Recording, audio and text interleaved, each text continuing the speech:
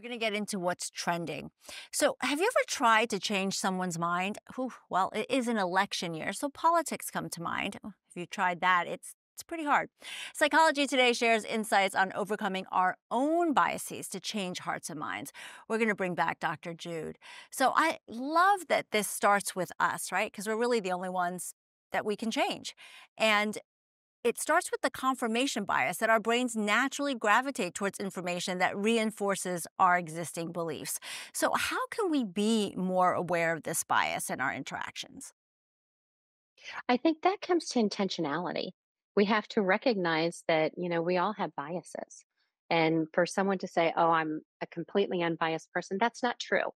We learn to identify what our biases are and intentionally choose to set them aside to really gain some insight and understanding from the other perspective. And then we can make a wise decision as to what we want to believe. But that's not how society works. This confirmation bias tends to be, I'm right and you're wrong.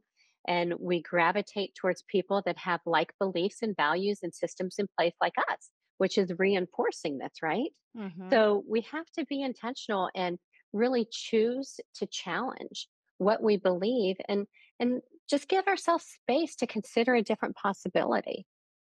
I know that sounds so simple, but it can be so hard to do, especially Mhm. with social media amplifying everything, right? Everything you look at, because of the algorithms, it just feeds you back more of what you already believe. So, what does it look like from day to day to challenge these biases and to try to find new ways of looking at things? I do think we have to intentionally say to ourselves, how is this showing up on my feed? We've all been there, that we've been talking about something, or maybe we paused and watched a video for a moment, and all of a sudden your feed is just filtered with all of these things that you just were exploring. Well, that's the confirmation bias. You're getting information based on something that seemed interesting to you. And it's just, a subconscious way of saying, I am right and everybody else is wrong. So, just be aware when you're on social media because the algorithms, they're there. Be aware when something pops up on your feed, it's not coincidental, it's intentional. Ask yourself, does this align with what I believe? Does this align with, research? Is there another, possibility or a different way I can look at this situation? Yeah. And when you try to change someone's mind, it's like the more you talk, the more the other person shuts down. What is a better way to, I mean, other than opening up your own mind, what is a better way of having a conversation with someone?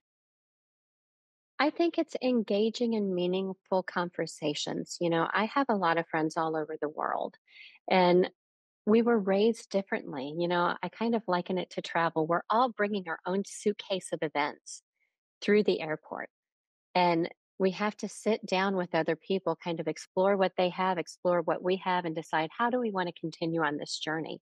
It's being open, giving yourself space just to not necessarily change someone's mind, but understand the luggage they've brought to the table and how they believe and think the way they do. I think it's those meaningful conversations that can really change how you view the world and what your journey is going to end up looking like.